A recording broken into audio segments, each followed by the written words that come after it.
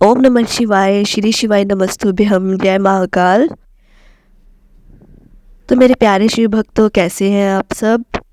पंडित प्रदीप जी मिश्रा ने शिव महापुराण कथा में पशुपति नाथ जी व्रत की कथा के बारे में बहुत ही विशेष महत्व बताया है। कई लोग कहते हैं कि ये पशुपति व्रत कहाँ से आया है, तो कई लोगों को ऐसा लगता है कि ये पंडित प्रदीप जी मिश्रा ने बताया है, लेकिन ऐसा कुछ भी नहीं है। अगर आप शिव महापुराण कथा सुनेंगे या आप शिव महापुराण पढ़ेंगे तो आपको पता चलेगा कि पशुपति नाथ व्रत के बारे में कितना विशेष महत्व बताया है। कभी भी आपको मौका मिले तो आप ज़रूर इस कथा को या इस पशुपति नाथ व्रत की कथा को ज़रूर सुन के देखें। 5 सोमवार के व्रत रखने से मात्र आपकी सारी मनोकामनाएं पूरी हो जाएगी।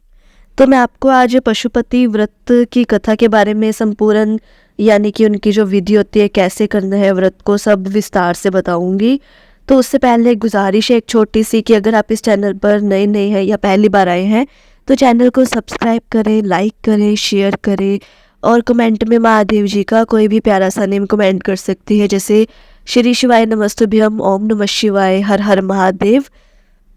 तो मात्र 5 सोमवार के व्रत करने हैं और अगर किसी कारणवश आप व्रत नहीं कर पा रहे हैं कोई एक सोमवार को, तो कोई बात नहीं, उसके आप अगले वाला सोमवार को भी व्रत कर सकते हैं। और जिस मंदिर में आप सबसे पहले पशुपति व्रत की कथा करते हैं, उसी मंदिर में आपको 5 व्रत अपने समाप्त करने हैं। और सुबह के समय आपको पूजा वगैरह करनी है, भगवान शंकर जी के मंदिर जाना है, महादेव जी के पास। तो सबसे पहले आपको मंदिर जाना है, भगवान शंकर जी के मंदिर शिवलिंग के पास आपको पूजा अर्चना करनी है। और जो भी आप सामग्री अपने साथ थाली में लेकर जाते हैं पूजा अर्चना की, ध्यान रखिएगा वही आप उतनी सामग्री लेके जाइएगा कि आपके जो शाम को भी वह सामग्री काम आ जाए। और जैसे आप जल लेकर जाते हैं तो जल तो आप सुबह उस जल को चढ़ा दीजिए, क्योंकि शाम को तो ज़रूरत नहीं होती भगवान शंकर को जल चढ़ाने की, लेकिन शाम को आपको उसी सामग्री का उपयोग करना है जो आप सुबह कर रही हैं। और आपको उस पूजा की थाली में 6 दिए लेकर जाने हैं और उसमें गोल बत्ती लगानी है और शुद्ध देसी गौ माता जी का घी से उस दिए को भरना है। आप उसमें सरसों का तेल भी उपयोग में ले सकते हैं। तो आपको 6 दिए अपने साथ लेकर जाने हैं और एक कोई मीठा आप प्रसाद भी अपने साथ लेकर जाइएगा।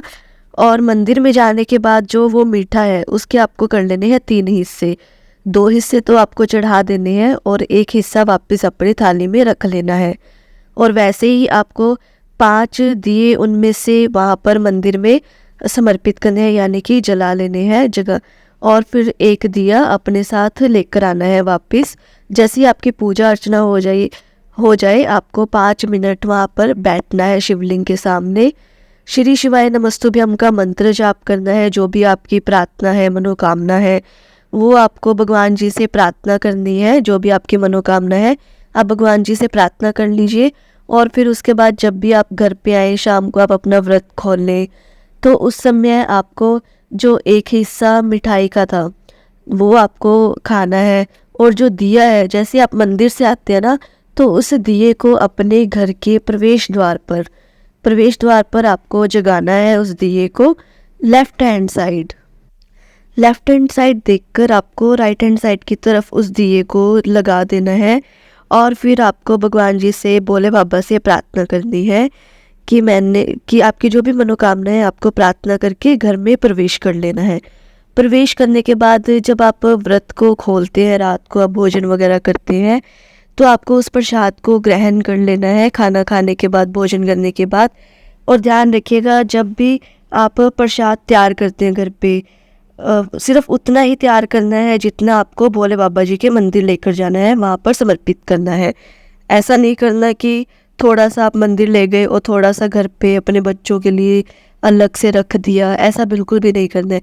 जितना आप बनाए उतना ही आपको समर्पित करना है भोले बाबा के मंदिर। और जो तीसरा हिस्सा आप अपने साथ लेकर आते हैं वो सिर्फ आपको ही ग्रहण करना है, किसी और को उसमें से बिल्कुल भी थोड़ा सा भी प्रसाद नहीं देना है, आपके परिवार में से भी किसी को नहीं देना है। और 4 व्रत तो आपको इसी तरह से करने हैं। जो 5वां व्रत है उसमें आपको एक श्रीफल और 11 रुपये और 108, या तो आप चावल के दाने ले लीजिएगा, कहीं से भी खंडित न हो, एकदम साबुत, जिसको अक्षत भी बोलते हैं।